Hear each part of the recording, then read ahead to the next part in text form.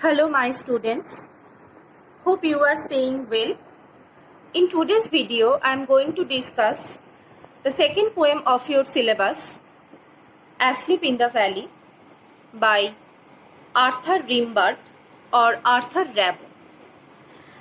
Jean-Nicolas Arthur Rimbaud was a French poet. He was born in the year 1854 and he wrote most of his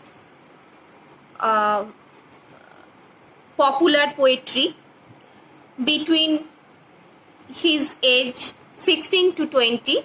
That's why he is also called boy poet. He influenced the modernist, artistic and poetic movement such as symbolism বা প্রতীকীবাদ, যেখানে আমরা দেখি symbolic images are used to express mystical ideas, emotions or states of mind. He also influenced the movement like surrealism বা অধিবাস্তববাদ। সেটা কিরকম বিষয়? সেখানে আমরা দেখি irrational juxtaposition of various types of images which we find in our unconscious mind. অর্থাৎ আমাদের মনের মধ্যে যে সমস্ত বিভিন্ন ছবিগুলো পরপর আসতে থাকে, বিভিন্ন ঘটনার কেন্দ্রিকতা বা যা কিছু বিষয় নির্ভর, সবসময় যে সেই ছবিগুলো একটার সাথে অন্যটা লিঙ্কড হয় তেমনটা কিন্তু নয়। এবং এই যে বিষয়টা, এই যে আনকনসিয়াস মাইন্ডের মধ্যে যা কিছু চলতে থাকে তাই নিয়ে যে literary movement, this types of movement was also influenced by Rimbaud's writing and he also influenced the movement like Dadaism. Dada is the name of a place in Berlin, and in the year 1920, the International Dada Fair, and that is for the exhibition of painting, happened there. And the motto of this painting was the anti-capitalist or anti-bourgeois type of thinking. And Rimbaud influenced all these types of literary movement. Rimbaud believed in universal life force and he is also getting inspiration from his subconscious mind. We find the names of several renowned painter, musicians, of poet such as Pablo Picasso, Allen Greenberg or Bob Dylan, who get inspiration from Rimbaud. In his latter life, Rimbaud traveled lots of places in the whole world and he took various types of professions to earn his living, and he died in the year 1891. The poem we are discussing, Asleep in the Valley, is written in free verse. I have already told you that free verse is a verse written without rhythm, and this poem is divided into two sections. This is the example of a Petrarchan sonnet. Sonnet means a 14-line poem, and this sonnet is divided into two sections. The first 8 line is called the octave, and the next 6 lines are called, the next section is called the sestet. And this poem belongs to the type of weird poetry. And now we have to know what is weird poetry. And to know weird poetry, at first we have to know what is weird. Etymologically or according to dictionary, weird is a type of fighting between two enemies, between two countries or between two nations, and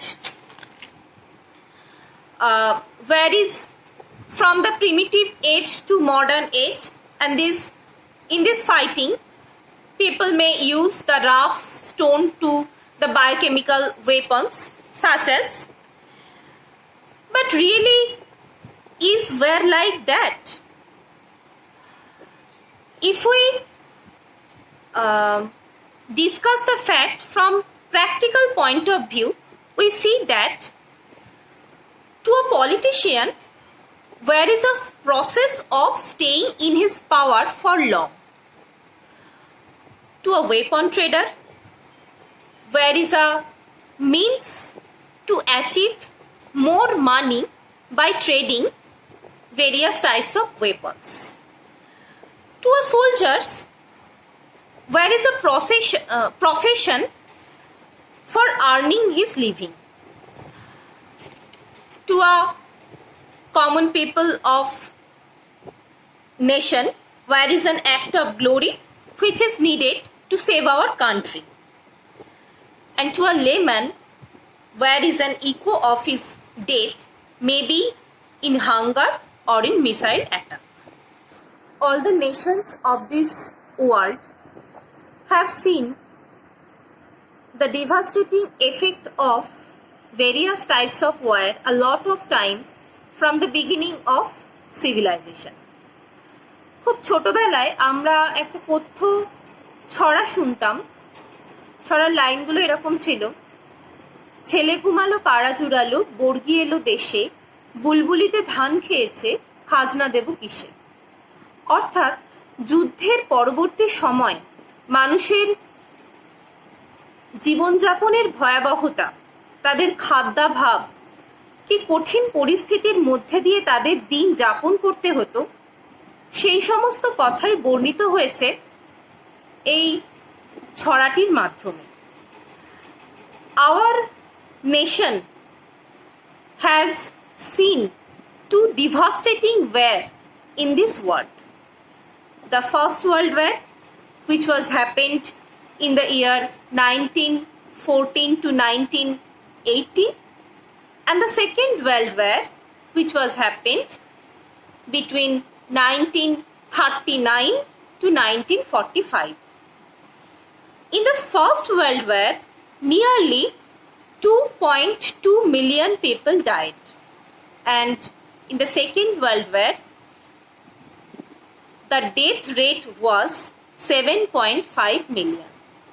অর্থাৎ আমরা দেখতে পাচ্ছি এই দুটো বিশ্বযুদ্ধ সাধারণ মানুষের জীবনযাত্রায় কি ভয়ঙ্কর ক্ষতির সৃষ্টি করেছিল। And the young soldier poet of this both the world, who had the first-hand experience of fighting, established a new literary genre, and this is called the war poetry. The incidents of Second World War, such as Holocaust হলো সেই ঘটনা যেখানে আমরা দেখি Hitler তার concentration ক্যাম্পের মধ্যে বা গ্যাস চেম্বারের মাধ্যমে বিভিন্নভাবে ইহুদিদের হত্যা করেছিল। দ্য ইনসিডেন্ট অফ বিটস হলো যুদ্ধের একটি প্রকরণ বা কৌশল দ্বিতীয় বিশ্বযুদ্ধে, যেটা মূলত ব্যবহৃত হয়েছিল হঠাৎ অতর্কিতে আক্রমণ করে শত্রুকে পরাস্ত করা।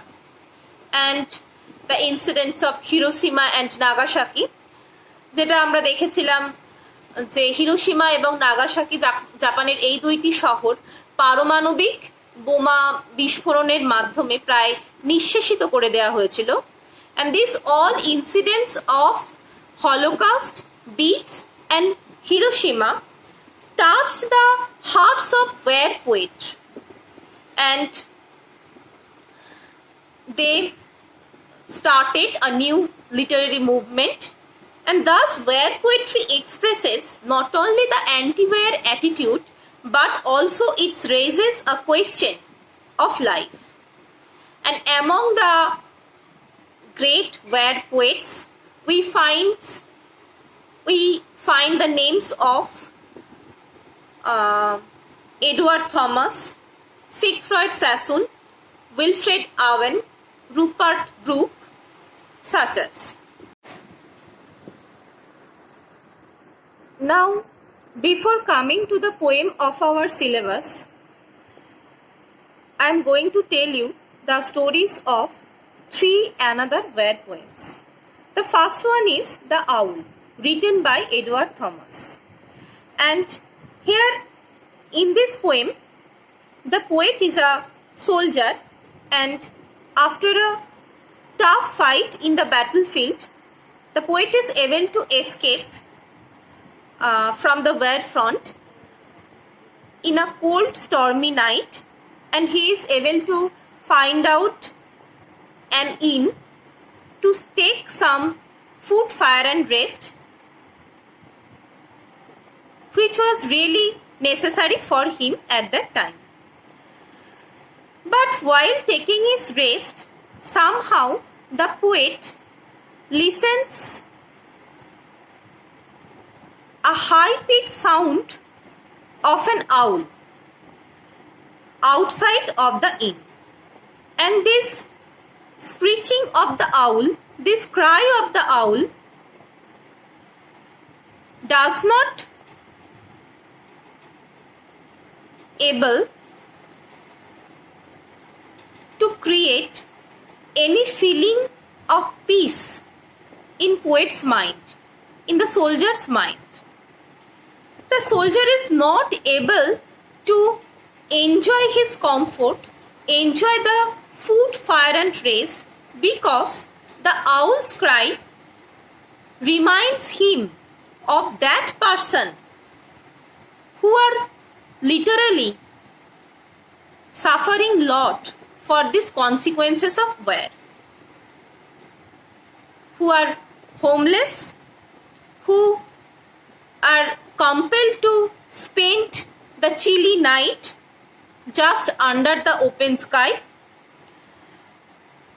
So the devastating effect of war and its result for the common people is described in this poem. In another poem, we find the same story, and the name of the poem is The Hero. This poem was written by Siegfried Sassoon, and in this poem we find the story of a young soldier. The young soldier is compelled to go to the war front. The young soldier is not so brave, and he is scared of fighting.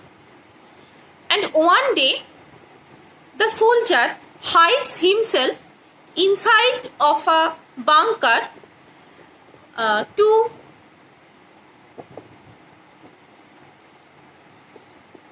avoid of the fight. But unfortunately, he died for a missile attack. He did not die by fighting so bravely. Instead, the colonel of the battalion in which the young soldier belongs to writes a letter to the old mother of this young soldier, and in this letter the colonel writes down that the soldiers died, this young soldier died by doing a brave fight. That means the colonel lies. And why is he lying? Because the colonel wants to give some relief to the old mother of this young soldier, that may be the oxygen of living of this old lady for the rest of the year, for his rest of his life, rest of her life. And in the third poem, I want to discuss. The name of the poem is Strange Meeting, and the poem is written by Wilfred Owen. And in this poem, we find the story of a battle between two soldiers. One is English soldier and the another is a German soldier. And in this battle, the German soldier is killed by the English soldier. But at the consequences of war, the English soldier is also died. And after the death of both of them, they meet in hell. And there, the German soldier identifies the English one who actually was the cause of his death. And there, the German soldier addresses the English soldier as friend. And the name of the poem is Strange Meeting. And in their dramatic conversation, after their death, when they are discussing the whole fact by staying in hell, they are repenting. They thought if they had been alive, they would make the nation conscious about the futility of war, about the devastating effect of war. They repented also with the fact that they cannot make the people conscious that war is nothing but a process which halt the progress of a nation, of a civilization. That means from these three poems, we can understand very well that war is nothing but the wastage of manpower, youth and heroism. And the economic standard of a country or nation. War is just the meaningless dance of death. Thus the futility of war, the absurdities of war, the nothingness of war, the brutality, the cruelty of war, all these are expressed through war poetry. Now come to the poem. Arthur Rimbaud also had the first-hand experience of war. He was the soldier of Dutch colonial army, and he achieved the experience of war in a battle between Russia and France in the year 1874. And now the poem. A small green valley where a slow stream flows and leaves long strands of silver on the bright grass. From the mountain top stream the sun's rays, they fill the hollow full of light.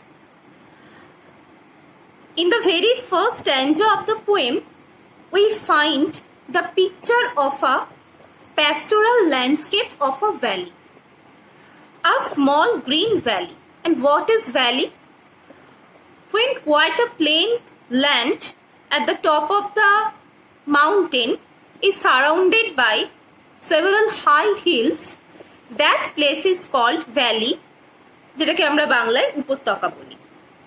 Small green valley where a slow stream flows. And in this green valley, a slow stream, একটা খুব শান্ত একটা ঝর্ণা বয়ে চলেছে এই green ভ্যালির মধ্যে দিয়ে. And leaves long strands of silver on the bright grass. Strands means the piece of thread. That means here the silvery foam of the stream is imagined is flowing through the valley. And here we find the example of a metaphor. That means that is the silver foam of the stream is compared to the silver colored ribbon. On the bright grass. Why is the grass bright? As for the bright rays of sun. So a stream is flowing through a bright green valley. And from the mountain top stream, the sun's rays. From the mountain top stream, একদম পাহাড়ের ওপর থেকে যে ঝর্ণাটা বইছে সেই ঝর্ণার ওপর পাহাড়ের ওপর থেকে সূর্যের আলো পড়েছে. The valley is illuminated by the golden hue of sun ray that seem to stream through the mountain top and fill the hollow full of light. Hollow means empty অথবা ফাঁকা. The valley is here described as a hollow place, and this place is filled with light of the sun. So in the very first stanza, there we find the picture of a calm, serene, peaceful, tranquil landscape of nature. And here the color green silver symbolizes the color of life, and the small valley also symbolizes youth, vitality, vigor, buoyancy of spirit, etc. And come to the first two line again. A small green valley where a slow stream flows and leaves long strands of silver on the bright grass. Small, slow stream, strands, silver. All these 5 words starts with the sound S. That means here we find the repetition of a sound, and this figure of speech is called alliteration. Now come to the second stanza. A soldier, very young, lies open-mouthed. In this small green valley, we find a soldier is lying, and we do not know if he is alive or he is not. But here we find the picture that he is lying and his mouth is quite open. A soldier, very young, lies open-mouthed. A pillow made of fern beneath his head, asleep, stretched in the heavy undergrowth, pale in his warm green sun-soaked bed. A soldier is lying, he is sleeping on the green valley, and his head resides just upon a place of bush that is of fern, and the fern trees serves as a pillow to the soldier. The soldier is sleeping, asleep, stretched in the heavy undergrowth. His body is stretching through the place where several kinds of trees, where we find several kinds of trees, heavy undergrowth, pale in his warm green sun-soaked bed. And he looks quite pale. The word pale means colorless. এবং সেই soldier যে কিনা heavy আন্ডারগ্রোথ অর্থাৎ বুসেস or subs or থ্রিকেট এরকম একটা ঘন গাছপালার মধ্যে যে সোলজার শুয়ে আছে তার দিকে তাকালে মনে হচ্ছে তার চেহারার মধ্যে একটা বিবর্ণ ভাব. But the bed upon which the soldier is lying is green. Green, why green? Because of the green valley. And sun-soaked bed. Sun-soaked. That means the dazzling sunlight is falling upon the green valley and thus creates a peaceful setting of this peaceful setting of bed for the soldier. And green valley here also serves as the symbol of warmth, vegetation, greenery, etc.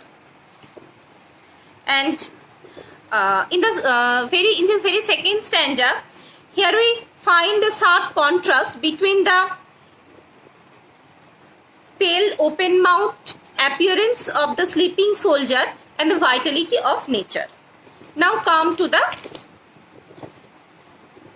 third one. His feet among the flowers, he sleeps. The soldier's feet stretches among the flower.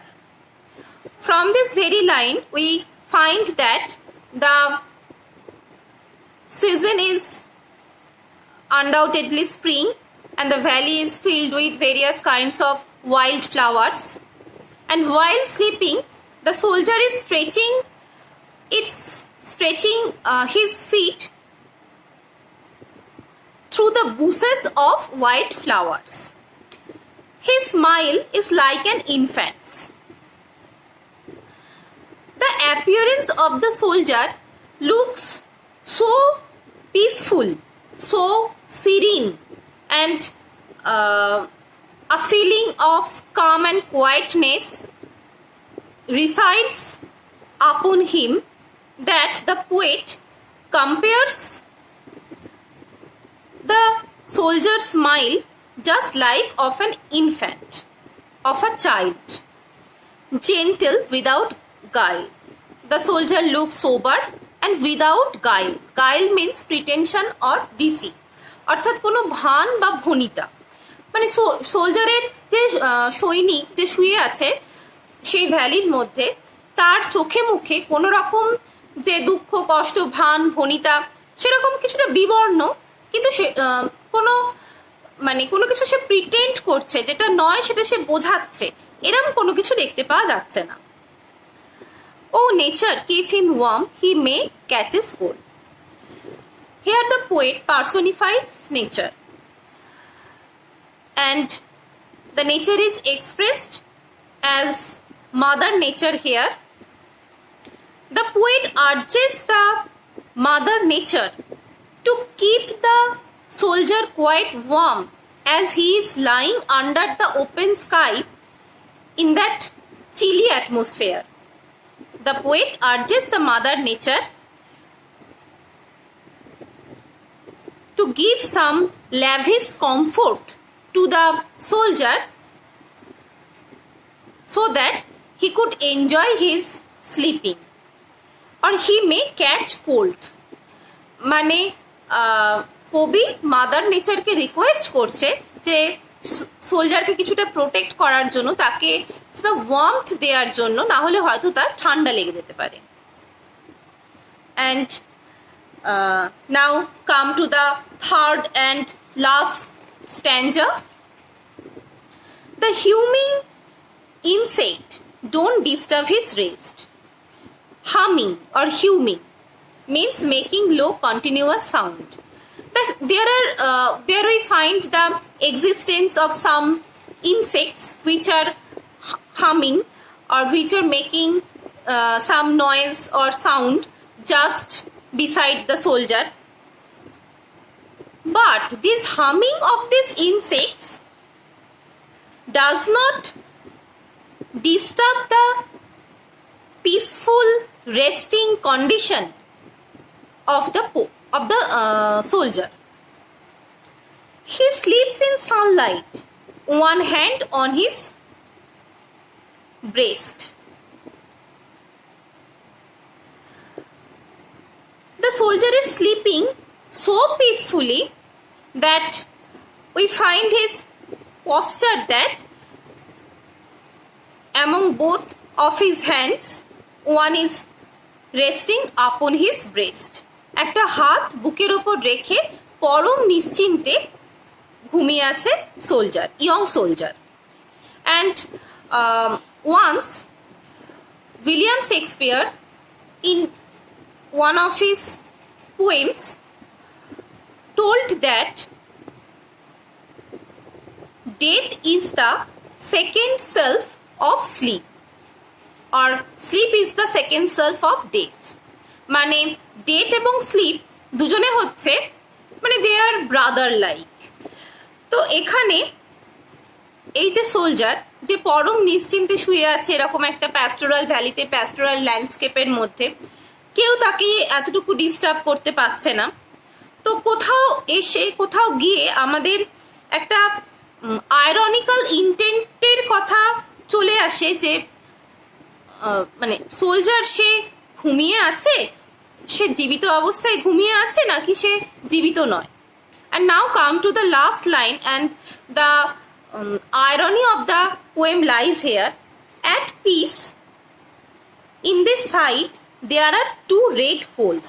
While the soldier is sleeping in peace, in his side, তার শরীরের পাশে কোথাও there we find the mark of two red holes. That means that is the red mark of bullet, and from this very line we can understand very well that the soldier is not alive, he died.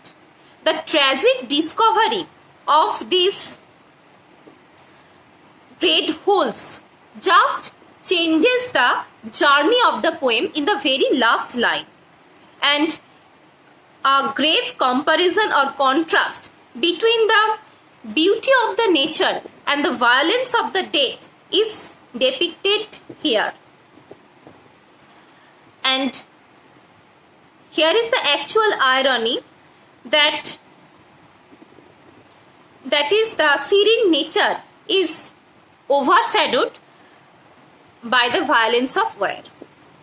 অর্থাৎ এই মানে কবিতায় প্রথমে একটা সুন্দর ল্যান্ডস্কেপের বর্ণনা দিয়েছেন, যেখানে আমরা পাচ্ছি মাউন্টেন টপ, যেখানে আমরা পাচ্ছি স্লো স্ট্রিম এবং grassy land, wild flowers.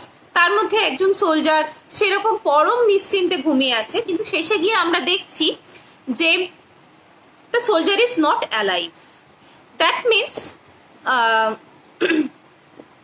the horror of war, the cruelty of war, the barbarism of war, the brutality of war, everything is depicted through the poem, as well as the futility of war, the absurdity of war, the pity of war. One more important thing, just come to the title of the poem, Asleep in the Valley, and in this very title, two words are very important, asleep and valley, and both these words describe two images. One is the pastoral landscape and the other is the sleeping soldier. So from the very poem we can really disclose this, the title is quite justified. And one information, this poem at first was written in French language, and then the name of the poem was La d'Armure du Val, and Oliver Bernard was the English translator of this poem. And the poem, which is written most probably in the last section of 90th century, obviously serves the example of anti-war attitude that restricts the progress of nation. কবিতাটা তোমরা পড়ে যদি কোথাও বুঝতে অসুবিধা হয় আমাকে নিশ্চয়ই বলবে পরবর্তীকালে। তো এই কবিতার কি কি প্রশ্ন ইম্পর্টেন্ট আমরা সেটা নিয়ে একটু আলোচনা করে নিই। Question number 1, discuss the central idea of the poem asleep in the valley. Question number 2, justify the title of the poem asleep in the valley. Question number 3, Give the description of the valley as we find in the poem Asleep in the Valley. Number 4. Discuss Asleep in the Valley as an anti-word poem. Number 5. His smile is like an infant's. Whose smile is referred to here? Why is it compared to that of an infant? How does nature treat him? Number 6. In his side, there are 2 red holes. What do the holes signify? What does the poet seek to suggest in this line? আজ এই পর্যন্তই। আবার একটা নতুন কোনো পরের যে তোমাদের সিলেবাসের কবিতাটা আছে সেটা নিয়ে আবার আমরা পরে আলোচনা করব। তোমরা সবাই ভালো থেকো, বাড়িতে থেকো, সুস্থ থেকো, সাবধানে থেকো।